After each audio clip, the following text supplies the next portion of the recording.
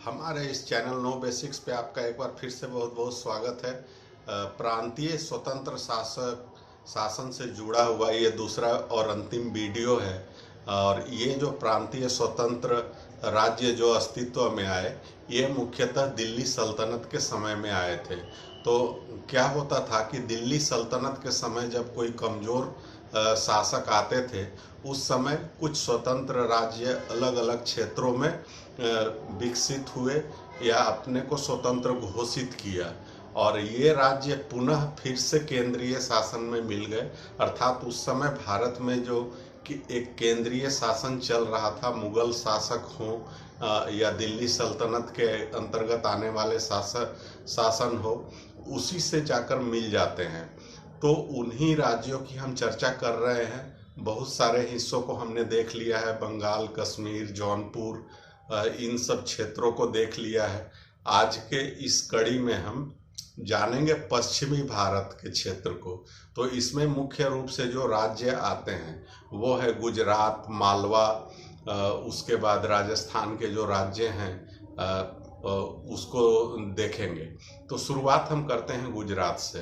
तो गुजरात ऐसा प्रदेश था जिसकी सीमाएं समुद्र से जुड़ी हुई है, और ये ऐसा राज्य था जहाँ से कि हज यात्रा होती थी।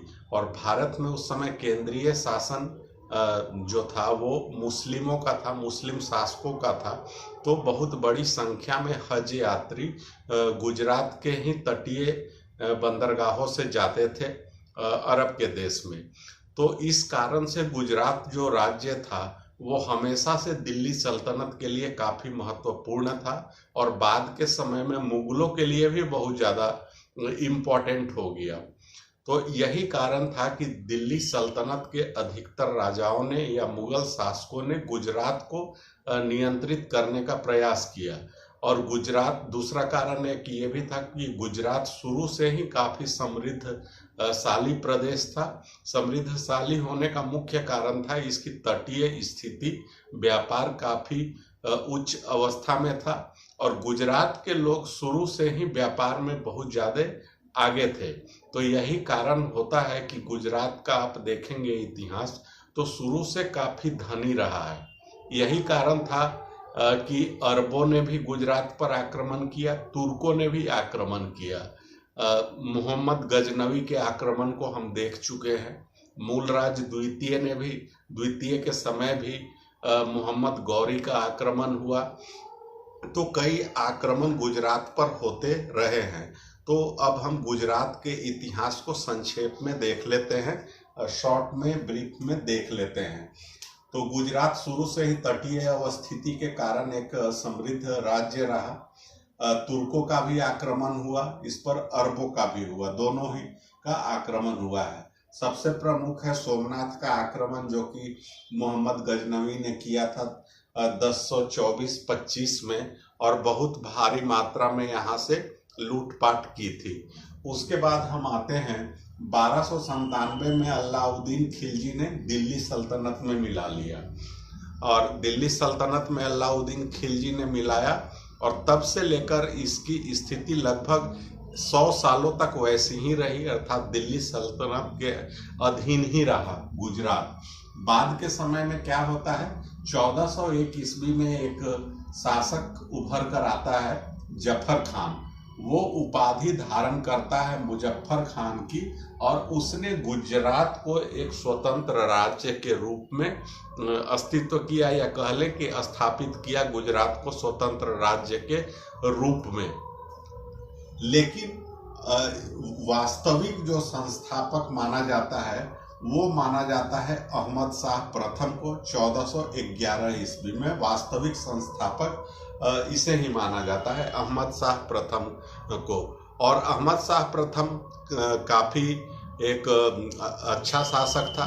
उसने विकास से जुड़े हुए कई काम किए। सबसे प्रमुख जो उसका काम आता है वो है कि अहमदाबाद नगर इसी ने बसाया था, और अहमदाबाद नगर में ही इसने एक जामा मस्जिद बनवाई थी, और 3 दरवाजा करके एक महल है उसको भी स्थापित किया था।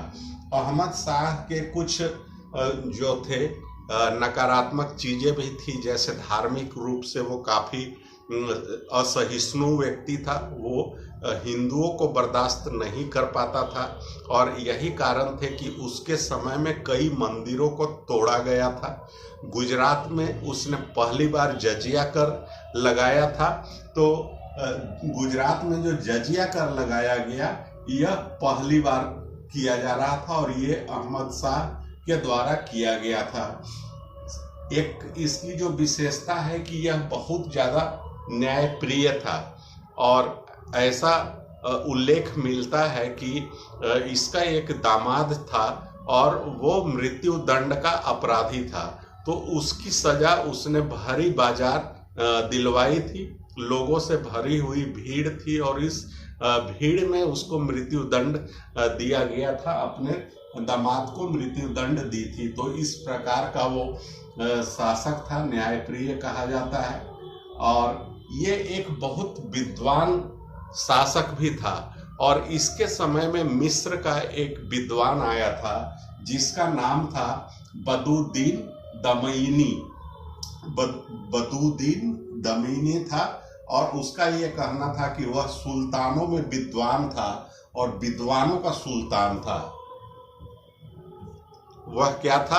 अहमद शाह के बारे में क्या कहा बदुद्दीन ने कि वह विद्वानों में सुल्तान था और सुल्तानों का विद्वान था। तो ये काफी विद्वान आदमी था। उसके बाद के अगर शासकों में देखें तो ज्यादा महत्वपूर्ण शासक नहीं आते। एक गयासुद्दीन मोहम्मद शाह का नाम आता है और इसका नाम जो है वो इसकी दयालुता के कारण आता है और इसकी दानशीलता के कारण आता है। इसके बारे में कहा जाता है कि यह सोने का दान दिया करता था, सोना दान करता था और इसकी दयालुता के कारण इसे करीम भी कहा गया। तो दो बातें इससे जुड़ी हुई है मोहम्मद शाह से। एक, सोने का दान करता था और बहुत ज्यादा दयालु था जिसकी वजह से इसे करीम कहा गया, करीम की उपाधि दी गई। अगला जो महत्वपूर्ण शासक होता है गुजरात का, वो होता है महमूद बेंगड़ा और ये काफी मशहूर शासक हुआ। इसके बारे में कई कहानियां चलती है, उसको हम ब्रीफ में देख लेते हैं। तो महमूद बेंगड़ा एक तो है कि 1459 से लेकर 1511 तक शासन करता है। 50 सालों से ज्यादा समय तक ये गुजरात पर शासन करता है। इसका जो वास्तविक नाम था वो फतह खान था और अब्दुल मोहम्मद फतह के नाम से ये जो है शासक बनता है, अपना राज्याभिषेक करवाता है। इसे बेगड़ा की उपाधि मिली थी और उसी कारण से यह इतिहास में महमूद बेगड़ा के नाम से फेमस हुआ। और ये बेगड़ा की उपाधि मिली थी कि गुजरात के दो क्षेत्र थे, गिरनार और चंपानेर। तो इन दो क्षेत्रों को इसने अपने राज्य में मिला लिया था, गुजरात में मिलाया था। तो इसी के कारण इसे बेगड़ा की उपाधि मिली थी। इसने मुस्तफाबाद नाम का एक शहर भी बसाया, एक महान शासक था और सिकंदर लोदी का यह समकालीन था। और ऐसा कहा जाता है कि सिकंदर लोदी इसका बहुत करीबी मित्र था। बहुत ज्यादा समय दोनों एक दूसरे के साथ जब भी मौका मिलता था बिताते थे। तो सिकंदर लोदी के साथ इसकी मित्रता बहुत ज्यादा चर्चित थी। इसके बारे में कुछ और भी कहानियां चलती हैं। कहा जाता है कि यह बहुत ज्यादा पेटू था, बहुत ज्यादा खाना खाता था, नाश्ते में 100 से ज्यादा केले खाया करता था। उसके बाद एक और भी खासियत थी कि बचपन से ही, बारबोसा ने अपनी बुक में लिखा है कि बेगड़ा जो है उसे बचपन से ही खाने में थोड़ा थोड़ा जहर दिया जाता था और वो खाने में, और ये जहर की मात्रा जो है बाद में भी दी जाती रही जब वो खुद भी मतलब जहर का एक आदी हो गया था और खाने में जहर का इस्तेमाल करता था। और यही कारण था कि उसके शरीर पे जब मक्खियां बैठती थी और वो अगर उसे काटती थी तो वो मक्खियां भी मर जाती थी, मच्छर भी मर जाते थे। तो उसका शरीर इस तरीके से जहरीला हो चुका था और यह अपनी लंबी मूंछ के लिए भी फेमस था। इसका एक और जो महत्वपूर्ण काम है जिसके लिए और भी ज्यादा फेमस होता है वो क्या है कि जूनागढ़ के राजा और मिस्र के साथ ही एक गुट बनाता है और ये गुट मिलाकर एक नौसेना का गठन करते हैं और ये सभी मिलकर पुर्तगालियों के साथ एक युद्ध करते हैं। उस युद्ध को चौल के युद्ध के नाम से जाना जाता है और उस चौल के युद्ध में इस गुट ने पुर्तगालियों को हरा दिया था। इसके बाद एक और महत्वपूर्ण जो बात है कि इसने द्वारिका पर आक्रमण करके द्वारिका को अपने कब्जे में कर लिया था, द्वारिका को जीत लिया था। द्वारिका को जीतने का एक बड़ा कारण था कि यहाँ से हज यात्रियों का जत्था अरब जाता था और द्वारिका एक समुद्र तट पे स्थित क्षेत्र है, तो इसलिए द्वारिका पे नियंत्रण ये रखना चाहता था। उसी का नतीजा होता है कि यह द्वारिका पे आक्रमण करके उसे जीत लेता है। इसके समय में एक महत्वपूर्ण कवि होते हैं जो दरबारी कवि भी हैं और उनका नाम है उदयराज। उदयराज इनका दरबारी कवि होता है और वो एक रचना करता है महमूद चरित्र के नाम से। अगले जो महत्वपूर्ण शासक होते हैं गुजरात के वो होते हैं बहादुर शाह। 1528 से लेकर 37 तक का इनका शासन होता है और इनके बारे में कहा जाता है कि ये गुजरात का अंतिम महान शासक था और इसके कुछ काम थे जैसे कि मेवाड़ को इसने जीता, चित्तौड़ को लूटा, ये इसके कुछ उपलब्धियां थी। अन्य जो शासक आते हैं इसके कुछ अन्य जो काम हैं वो क्या है कि 1531 में पुर्तगालियों के साथ नून्हा डी कूल्हा उस समय गवर्नर होते हैं पुर्तगालियों के, तो उसके साथ एक युद्ध हुआ था और जिसमें इसकी हार हो गई थी बहादुर शाह की। 1535 ईस्वी में हुमायूं से यह हार जाता है और लेकिन क्या होता है कि हुमायूं से हारने के बाद भी मुगलों का जो है वो मिला लिया जाता है, मुगल के अंतर्गत गुजरात को मिला लिया जाता है। लेकिन कुछ समय के बाद जब हुमायूं का शासन समाप्त हो जाता है तो गुजरात फिर से स्वतंत्र हो जाता है, क्योंकि उस समय में दिल्ली पर शेर शाह सूरी का अधिकार हो चुका था। तो उस समय गुजरात को फिर से स्वतंत्र घोषित किया जाता है। 1537 ईस्वी में पुर्तगालियों के साथ फिर से बहादुर शाह का एक युद्ध होता है और उस युद्ध में पुर्तगालियों ने धोखे से इसे मार दिया। यह कहा जाता है कि ये समुद्र में डूबकर जहाज पर चढ़कर ये युद्ध लड़ रहा था, समुद्री युद्ध हो रहा था, पानी में युद्ध किया जा रहा था, तो ये समुद्र में डूब जाता है, गिर जाता है जहाज से समुद्र में और उसी डूबने से इसकी मृत्यु हो जाती है। तो ये काफी इम्पोर्टेंट है, पूछा जा सकता है कि कौन सा ऐसा शासक है जो कि समुद्र में गिर कर डूब जाता है और उसकी मृत्यु हो जाती है, तो वो है बहादुर शाह। तो इम्पोर्टेंट है। अब हम आते हैं अगले स्वतंत्र राज्य पर और वो है खानदेश। तो सबसे पहले तो भौगोलिक स्थिति पर हम आते हैं। इसके उत्तर में विंध्याचल पड़ता है, अर्थात खानदेश की जो स्थिति है, भौगोलिक स्थिति थी, वो विंध्याचल पर्वत से दक्षिण की ओर थी। उसके बाद पश्चिम में गुजरात था और दक्षिण में क्या है, प्रायद्वीपीय पठार कह ले, प्रायद्वीपीय हिस्सा दक्कन का हिस्सा आता है। पश्चिम में गुजरात आता है और पूर्व में आता है बरार। यहाँ के खानदेश इसलिए खानदेश कहे जाने का कारण ये था कि यहाँ के जो अधिकतर शासक हुए उन्होंने अपनी उपाधि खान धारण की, इसी कारण से इसका नाम पड़ा खानदेश। बहुत ज़्यादा इम्पोर्टेंट नहीं है, कुछ महत्वपूर्ण घटनाएं हैं उसको याद रखिएगा। मोहम्मद बिन तुगलक के समय एक छोटा सा इक्ता था, या छोटा सा इक्ता कह ले, राज्य कह ले, और इसकी राजधानी होती है बुरहानपुर। 1370 ईस्वी में मलिक राजा एक फारूकी आते हैं और उन्हीं का एक गवर्नर होता है मलिक नासिर। मलिक नासिर ने क्या किया, तो असीरगढ़ के किले का निर्माण किया और इसे सैन्य अड्डा के रूप में विकसित किया। और यही असीरगढ़ बाद के समय में जो है बहुत ज़्यादा महत्वपूर्ण हो जाता है। भारत के सबसे महत्वपूर्ण किलों में से एक माना जाता है असीरगढ़ का किला। और इस किले पर अधिकार के लिए कई लोगों ने आक्रमण किए। शेर शाह सूरी ने आक्रमण किया, उसके बाद मुगल शासकों ने आक्रमण किया।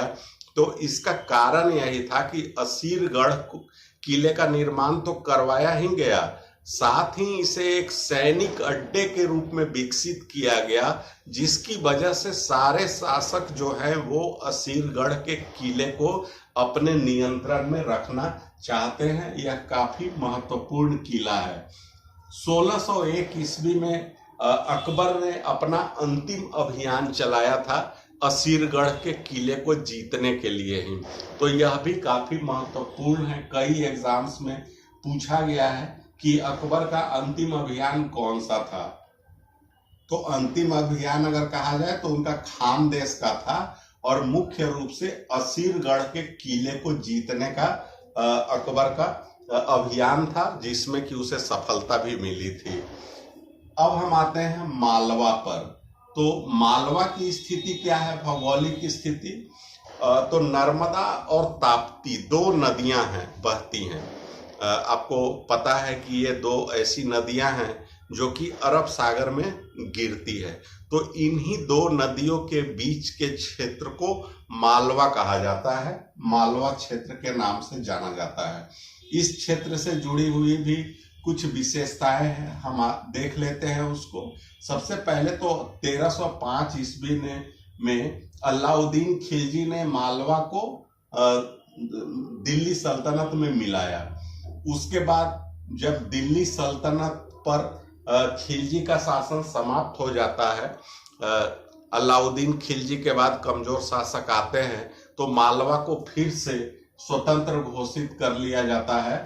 और स्वतंत्र होने के बाद फिर एक शासक आते हैं हुसंग शाह गौरी, और यह काफी महत्वपूर्ण शासक है। और ये एक सहिष्णु शासक होते हैं। सहिष्णु शासक का मतलब होता है कि सभी लोगों को एक समान दृष्टि से देखते हैं, हिंदुओं को भी उतना महत्व देते हैं, हिंदुओं को की धार्मिक भावना का वो कद्र करते हैं। और ये जैनियों को प्रश्रय दिया, राजधानी बनाई अपनी धार में। मालवा की जो राजधानी होती है वो धार ही होती है। और हुसैन शाह गौरी का एक महत्वपूर्ण काम होता है कि नर्मदा नदी पर इन्होंने एक शहर बसाया जिसका नाम पड़ा होशंगाबाद। होशंगाबाद में ही जामा मस्जिद बनवाई। उसके बाद हिंडोला महल यहाँ का काफी फेमस है, इसको भी बनवाया हुसंग शाह गौरी ने। जहाज महल बनवाया। तो कई चीजें इसने जो है सो बनवाई होशंगाबाद में। तो स्थापत्य कला की दृष्टि से देखें तो हुसंग शाह गौरी का काम काफी महत्वपूर्ण है। अगले जो महत्वपूर्ण शासक आते हैं वो है महमूद खिलजी। 1436 से लेकर 1469 तक का शासनकाल होता है और ये मालवा का सबसे प्रतापी राजा माना जाता है। और इसके एक प्रधानमंत्री होते हैं मेदिनी राय। तो मेदिनी राय भी इतिहास में बहुत ज़्यादा फेमस है। तो वो मेदिनी राय इसके महमूद खिलजी के प्रधानमंत्री होते हैं। एक महत्वपूर्ण युद्ध होता है राणा कुंभा के साथ। और हालांकि इस युद्ध में विजय का दावा दोनों पक्षों ने किया, राणा कुंभा ने भी किया और खिलजी ने भी किया, महमूद खिलजी ने भी। तो और महमूद खिलजी ने क्या किया, उस जीत का दावा करते हुए मांडू में एक 7 मंजिला स्तंभ बनवाया।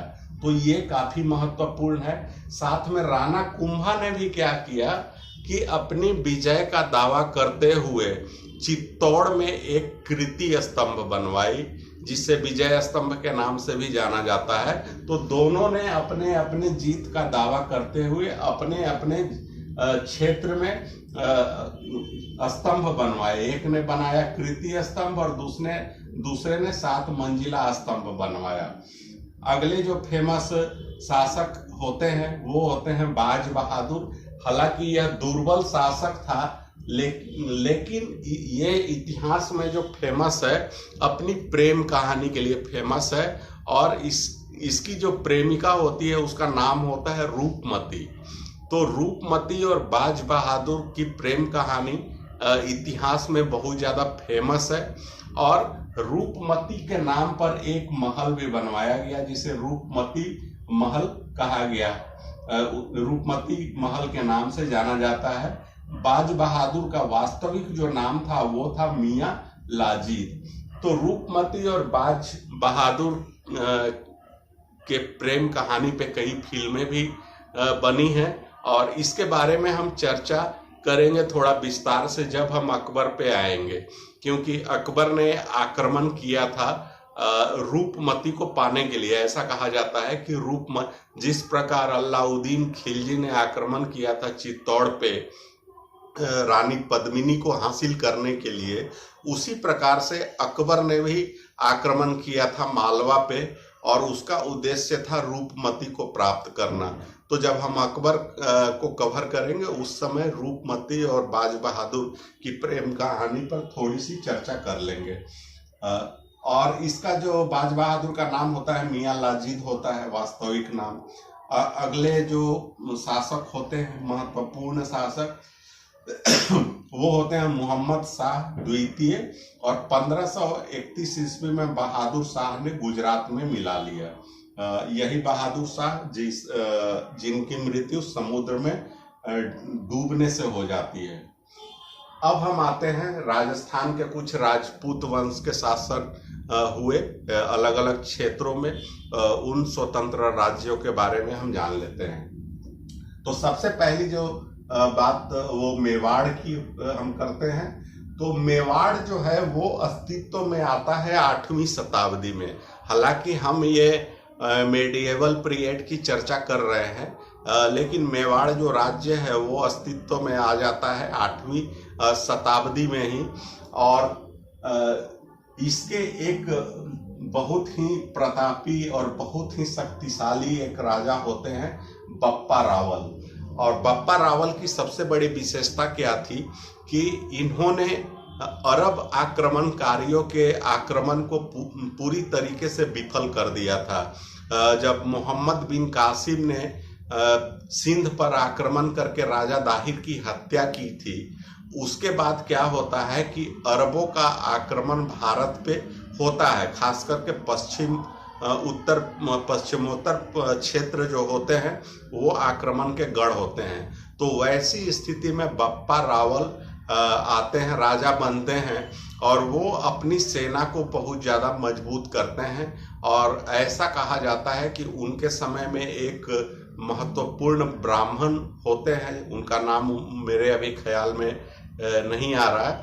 तो वो जो साधु जो होते हैं, ऋषि मुनि जो होते हैं, वो हिंदुओं को संगठित करते हैं और पूरे हरियाणा राजस्थान के जो जाट लोग होते हैं, राजपूत लोग होते हैं, सभी को एकजुट करते हैं और एक लड़ाकू रूप में उन्हें विकसित करते हैं। कहा जाता है कि हर एक घर से लोगों को लड़ने के लिए तैयार किया जाता है, युद्ध के लिए तैयार किया जाता है, एक सैनिक तैयार किया जाता है।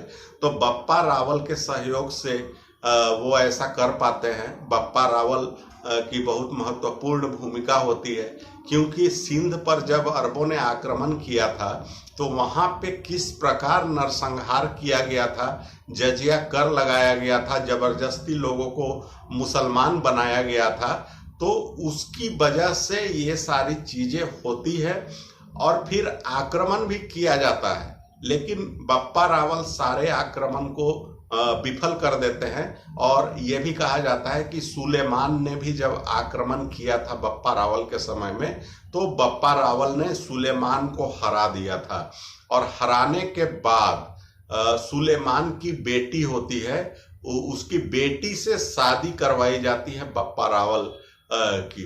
वो शादी इसलिए करवाई जाती है कि एक समझौता जब होने लगता है तब यह होता है कि अरब लोग यहाँ आक्रमण नहीं करेंगे, लेकिन लोगों में ये संशय होता है, संदेह होता है, अरबों पे भरोसा नहीं होता है।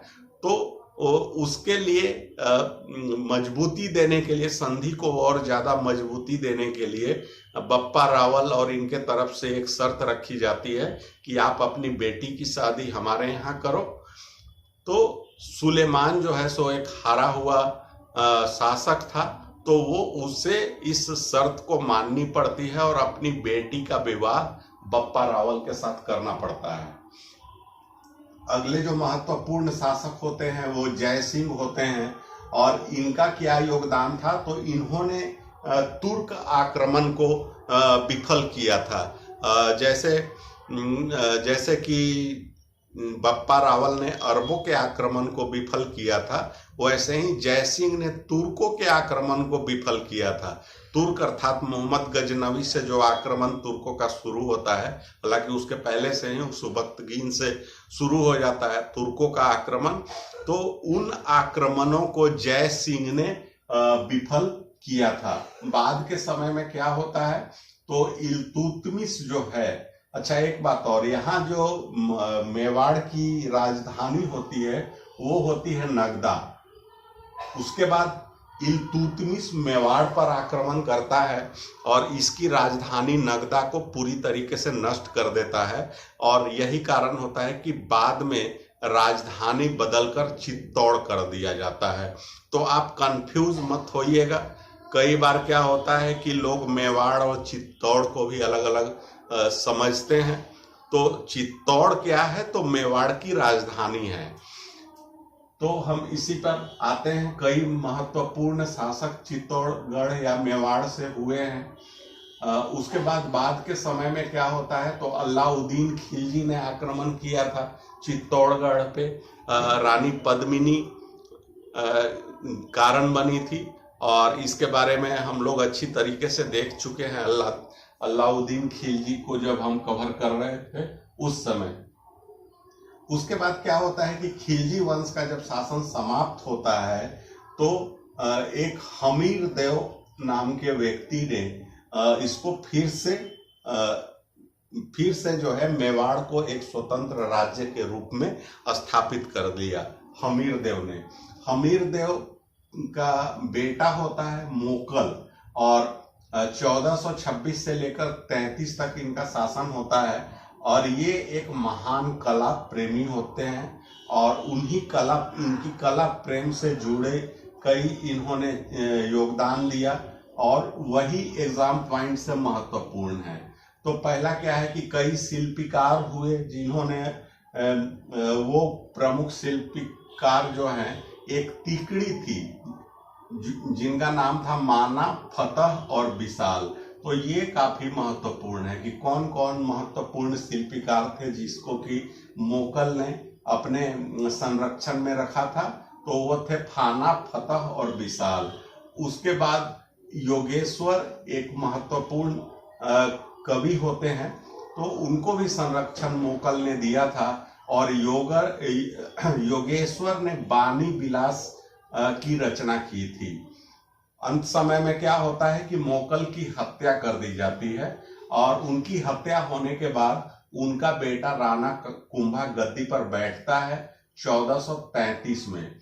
1464 तक का इनका शासन होता है। तो राणा कुंभा जब गद्दी पर बैठते हैं तो सबसे पहले वो अपने पिता की हत्या का बदला लेना चाहते हैं, और उन्हें ये पता चलता है कि उनके पिता का जो हत्यारा है उसको मालवा के शासन ने संरक्षण देकर रखा हुआ है। और मालवा का शासक उस समय कौन होता है, तो महमूद खिलजी होता है। वो उसको संरक्षण देकर रखता है इनके पिता के हत्यारे को।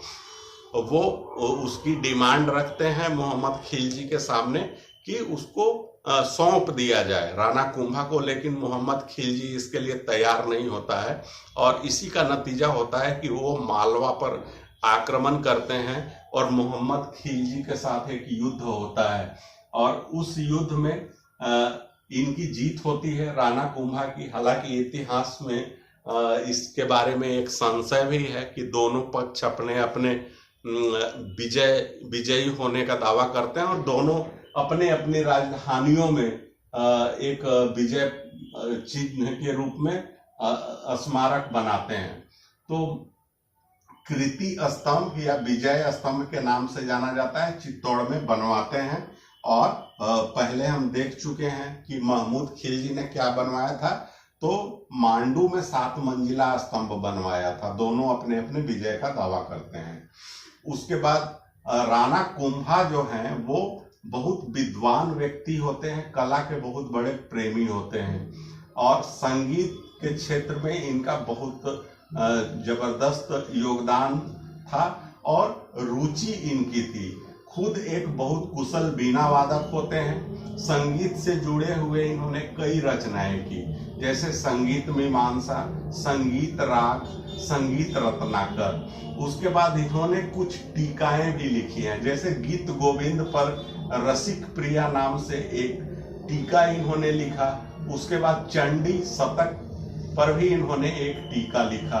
कई निर्माण कार्य इन्होंने किए, कई किले बनवाए, 84 किलों का निर्माण इन्होंने करवाया। और इसमें से प्रमुख जो किले हैं वो है अंचलगढ़ का किला, कुंभलगढ़ का किला, तो ये काफी महत्वपूर्ण है। स्थापत्य कला के क्षेत्र से ही जुड़ा हुआ सास बहू का मंदिर बनवाया गया था इनके समय में, वो भी काफी ज्यादा महत्वपूर्ण है। उसके बाद इन्होंने एक लिंग महात्म्य पर अंतिम अध्याय भी इन्होंने लिखा था, तो एक काफी विद्वान व्यक्ति थे राणा कुंभा। अंत समय में क्या होता है कि इनके पुत्र उदय सिंह ने ही इनकी हत्या कर दी और उसका नतीजा क्या होता है कि उदय सिंह खुद तो राजा बनना चाहता ही है, लेकिन जनता विद्रोह कर देती है और उदय सिंह को राजा के रूप में स्वीकार नहीं करती, तो वो उदय सिंह राजा नहीं बन पाता है। वैसी स्थिति में राजमल, जो कि राणा कुंभा का भाई होता है छोटा, वही शासक बनता है और 1464 से लेकर 1509 तक काफी लंबे समय तक सफलतापूर्वक शासन करता है। उसके बाद उनका बेटा होता है राणा संग्राम सिंह, जिसे राणा सांगा के नाम से भी जाना जाता है, वो मेवाड़ का राजा बनते हैं। 1509 से लेकर 1527 तक का इनका कार्यकाल होता है और इनके समय में 2 महत्वपूर्ण लड़ाइयां इन्होंने लड़ी और दोनों जो होता है केंद्रीय शासन से होता है, अर्थात आगरा दिल्ली पर शासन कर रहे शासकों से होता है। 1517-18 में घाटोली का युद्ध होता है इब्राहिम लोदी के साथ और उस युद्ध में राणा सांगा की जीत हो जाती है।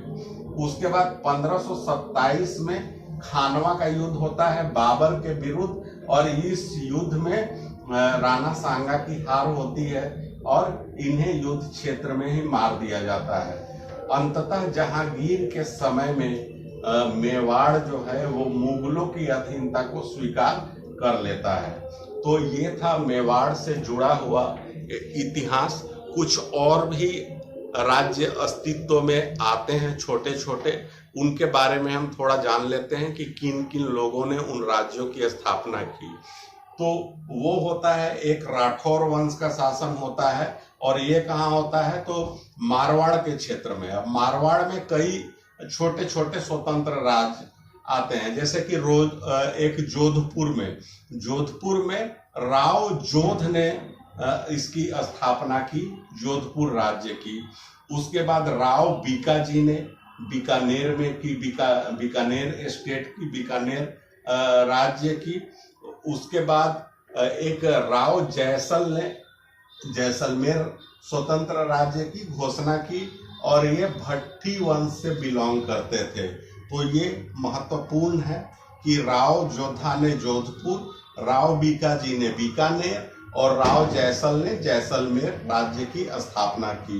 बीकानेर राज्य जो है वो शेर शाह सूरी के समय में केंद्रीय शासन से मिल जाता है। जोधपुर, बीकानेर और जैसलमेर, ये तीनों जो राज्य हैं वो शेर शाह सूरी ने इन्हें अपने राज्य में मिला लिया। फिर हम आते हैं आमेर के शासक, ये भी काफी महत्वपूर्ण है और इनका इतिहास खास करके मुगलों के समय काफी महत्वपूर्ण रहा है, तो वहां पे हम विस्तार से और जानेंगे इसके बारे में। तो आमेर की जो राजधानी पड़ती है वो पड़ती है जयपुर, और यहाँ के जो शासक थे वो सूर्यवंशी शासक कहलाते थे। और बाद के समय में यहाँ के एक राजा होते हैं भारमल, और भारमल कौन होते हैं तो अकबर के साला होते हैं, और इन्हीं भारमल की बहन होती है जोधाबाई, जिससे अकबर की शादी होती है।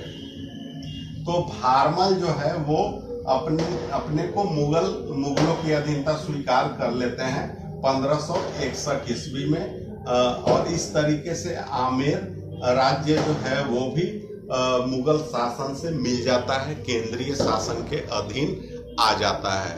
तो ये थे प्रांतीय स्वतंत्र राज्यों से जुड़े हुए कुछ राज्यों के इतिहास। उम्मीद करता हूं कि ये जो वीडियो होगा आपके लिए काफ़ी इम्पोर्टेंट होगा एग्ज़ाम पॉइंट ऑफ व्यू से, और आपको पसंद भी आया होगा। अगर अच्छा लगा हो तो अगर अच्छा लगा हो तो इस चैनल को सब्सक्राइब कर लीजिए, नोटिफिकेशन वाली घंटी बजा दीजिए। साथ में इस वीडियो को और लोगों तक शेयर करिए, स्टूडेंट और सगे संबंधियों तक। फिर हम मिलते हैं नेक्स्ट वीडियो में, तब तक के लिए धन्यवाद।